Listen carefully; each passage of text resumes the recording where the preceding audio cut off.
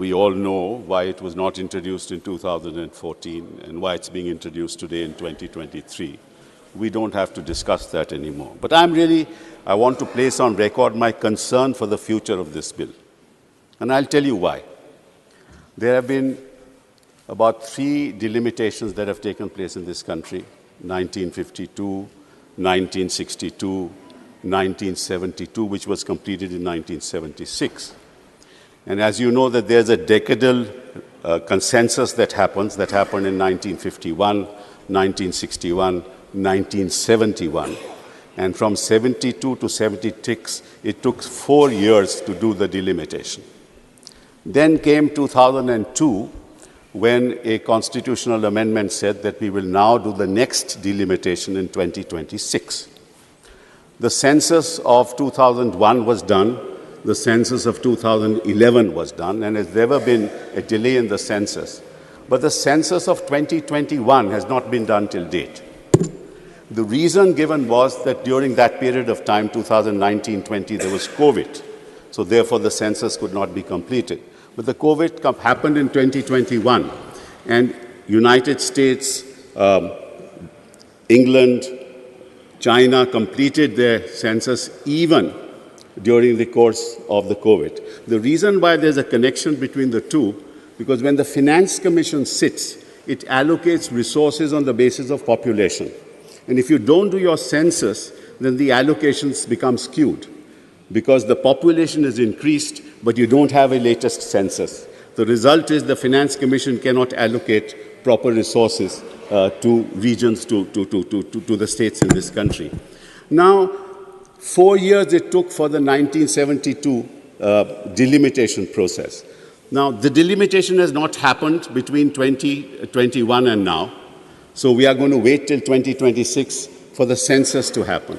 Now, if the census happens in 2026, and the census will reveal the new population figures, and the reason why it was frozen in 2002 was that by 2026, the Health Ministry gave an opinion that by 2026, the entire population will not be growing anymore. So the result was that we will then see in 2026 how allocations are to be made and what delimitation is to be done. Now, as it happens, the North's population in the North has increased exponentially, and that in the southern states has not. So there's going to be a big problem in dealing with the issue of delimitation after the census is done. I'll just finish that. I'm not going to waste your time because I'm not going to enter into the politics. Please. That's all. So just give me a bit of time. Please. Right. So therefore, the problem will be that this is now a time when there'll be rotation, when the delimitation process will be freshly done. And if it's not going to be completed by 2029, this is not going to happen.